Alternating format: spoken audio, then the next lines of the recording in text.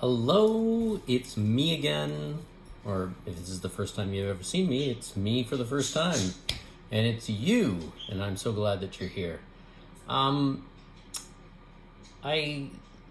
think I need to start this video on a little bit of a down note because if you're watching this when it came out, if you have been watching the news and not living, in a cave somewhere, the world is in a kind of topsy-turvy and messed up place right now, with Russia invading the Ukraine.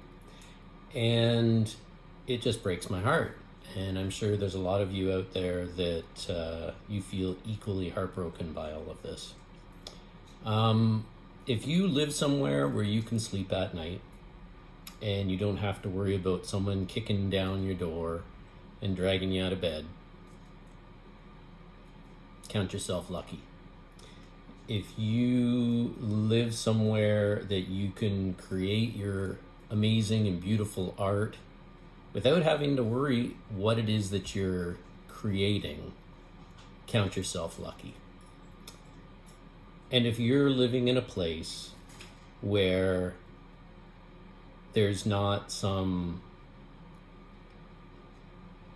crazy person ordering people to invade your country and forcing your country to basically give weapons to whoever will take one to fight for their lives, count yourself lucky. Now, you may be thinking, what does this all have to do with art and this channel? And, well, actually a lot. We, as creative human beings, which is all of us, we have so much potential. You can do so many amazing things, like maybe cutting all your hair off on a whim.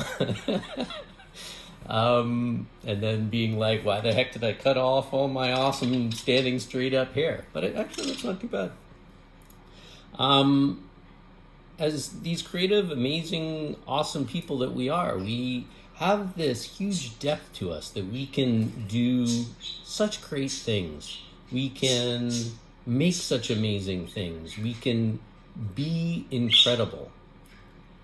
And unfortunately, as we are seeing in the world today, and we're seeing in our own history, and do study history because then you realize that the bottom falls out sometimes. Unfortunately, we can do some pretty rotten things to each other. But in the midst of all that, there's still hope. There's still light. And knowing that there are people around the world who are believing in the people of the Ukraine, well, that's good. That is very good. What do we do about this? I honestly don't know. I don't have the answers at all. All I know is my heart's breaking. All I know is that peace and compassion are far more powerful and far more important and far more lasting than all the rest of this junk. Let's face it, it's only leaders who decide to go to war against others, although I have misgivings of even calling this a war. It's an invasion. Let's be frank. Nobody asked for this except for one person calling the shots. Anyhow, think about this stuff. And you know what? It's not enough to go on your social media and put up blue and yellow graphics. It's not enough to, say you're with Ukraine. I don't know what the answer is, but I know that it's not that. I don't know that any of this has a very easy answer to it. If you're someone in the Ukraine and by some chance you're watching this video, just know that those of us around the world, we love you and we hope that you're okay. And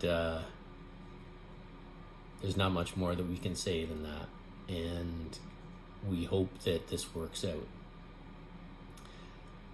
What I want to talk about is also about freedom and making choices and being able to do what you want to do. And I'm realizing more these days that that is a very lucky thing to have that in your life.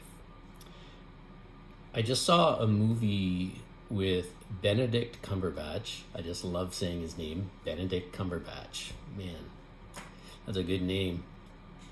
And it's about the artist, he plays the artist, Louis Wain. And that's a W-A-I-N, Wain, W-A-I-N. And if you didn't see the movie yet, watch it. It's on, I think it's on, some of you are going to cringe. It's on Amazon Prime. You can probably find it somewhere else, but I think it might be an Amazon Prime movie, actually. So you might have to suck it up if you're not into Amazon. And as we can see in the world, there are far worse things than Amazon these days.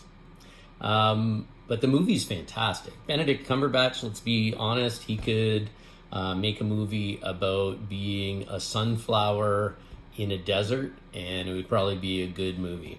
He could portray a tree, and you would still probably watch it and go, wow, he's a great tree. Louis Wain, he died in, I think it was 1939. So he was around in the Victorian era, roughly. And he was this amazing outsider artist who was creating art that other people weren't creating at that time. Most of the art that he's thought of these days is for these very cool illustrations and paintings of cats. Now, if you've been on any of my sketchbook tours, you know I've got a thing for painting and drawing and sketching and, doing ink brush of cats. I don't even know why. I wish I knew. It's just one of the things that I enjoy doing. I just like their vibe in art. And he was one of the first people to, for whatever reason, I don't even know why he was one of the first, but one of the first people to artistically represent cats. And what I didn't realize in watching this movie is that before that, people didn't really have even cats as pets. Some people did, but it wasn't really a thing. And he, through his art, made cats popular in the UK and then in the US and the rest of the world, I guess. That said, I'm sure that, there were cats around, obviously. People on farms probably had cats to, catch the rats and all of that. But he really made this popular. But the cool thing about the cats that he painted and drew is they weren't these photographic representations of cats. They were cats dancing, cats reading newspapers, cats with eyes that were way too big. Maybe he's the one who created the anime thing. I don't even know. I wouldn't be surprised. He did cats like crazy. In fact, there's a lot of people these days who think he was totally crazy. I don't know if that's true or not, or he, unfortunately just went off the deep end one or two times. But that doesn't even matter. What matters is his art. And he changed the way that we look at cats, as well as how people make art, which I think is super cool. He passed away, like I said, I think in 1939 at the age of 78. And amazing things that rattle around my head. And the thing is, when you look at some of his art, you realize that the kind of psychedelic art and, modern, I don't even know what the right term would be.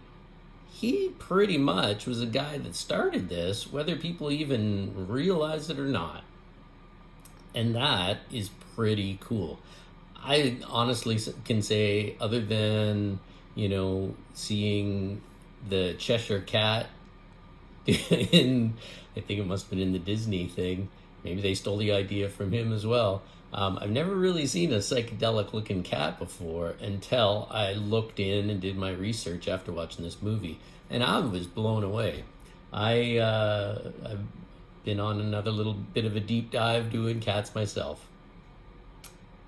So, if you haven't checked him out, check out Wain. I can't tell you how cool his art is. You've got to check it out yourself. It's very, very neat. And like I said, the coolest thing about it is was, especially in his day, it was so fresh, it was so free. And he was just doing his thing how he wanted to do it.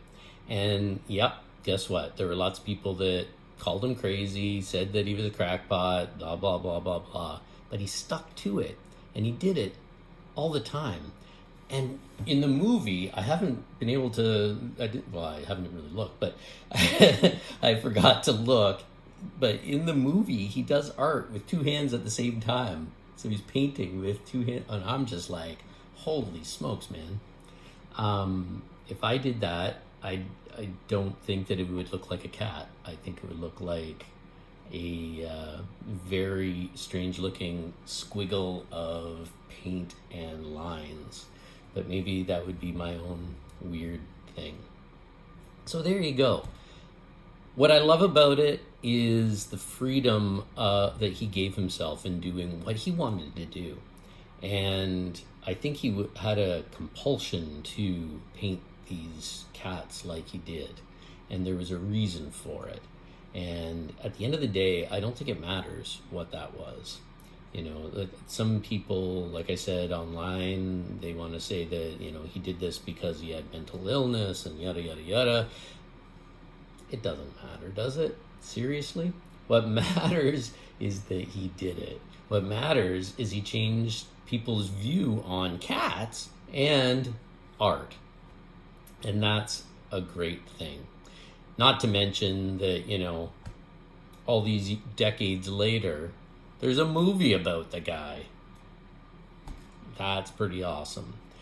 So, check him out. Let me know what you think. Let me know if you saw the movie. I think it's a pretty good movie. And other than that, like I said, let's do some serious hard thinking about our lives. And if anything, we've been through COVID and we've been through a lot of stuff lately, man. And I think there's lessons to be learned in all of these things that we're going through in this crazy, strange time we're in. And it's not to despair. It's not to give up hope. In fact, I think that all we can do in dark times is shine a light and hope that there will be other people shining a light. And a little bit of light casts away the darkness. But that said, we still need to do better. We still need to do more.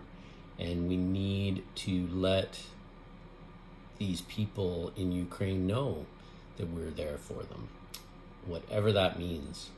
So, thanks for watching.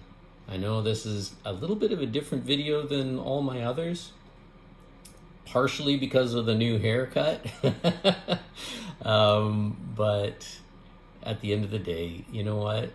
We live in this world and we can run from the things that are around us and that are, part of it, or we can, like I said, be that light shining in the darkness and trying to do better for everyone.